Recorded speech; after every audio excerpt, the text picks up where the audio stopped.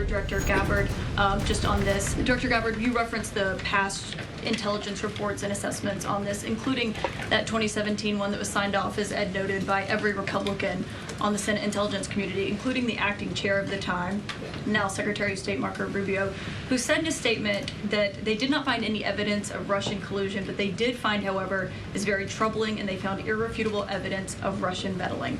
One, are you saying that he's wrong in that statement that he made then?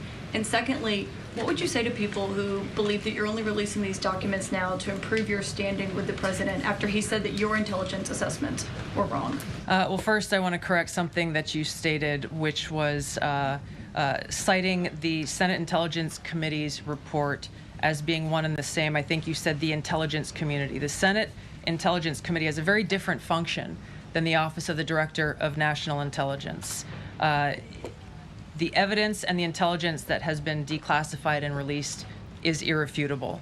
I'm going to let Caroline speak to Secretary Rubio. I'll speak to both questions. First, on Secretary Rubio, he put out a statement in 2020 following that Senate Intelligence Committee report, and he said what they found is troubling. We found irrefutable evidence of Russian meddling, which the Director of National Intelligence just confirmed for all of you, that Russia was trying to sow distrust and chaos. But what's the outrage in this that Secretary Rubio did not say at the time, the Democrats were saying at the time, is the fact that the intelligence community was concocting this narrative that the president colluded with the Russians, that the president's son was holding secret meetings with the Russians, all of these lies that were never true. And he also said at that time, we discovered deeply troubling actions taken by the FBI under Comey, particularly their acceptance and willingness to rely on the Steele dossier without verifying its methodology or sourcing. The Steele dossier that many outlets in this room ran as the gospel truth, and it was cooked up and paid for by the Clinton campaign.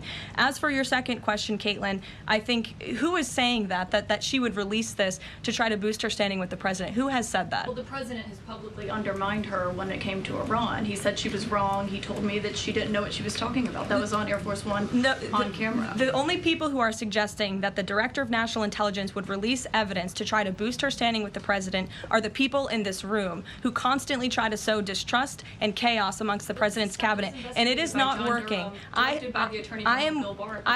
will just answer your question directly. I am with the President of the United States every day. He has the utmost confidence in Director Gabbard. He always has. He continues to, and that is true of his entire cabinet, who is all working as one team to deliver on the promises this president made. Does anyone else have questions for Director Gabbard? And then we'll turn it over to a couple other questions. Christian, go ahead.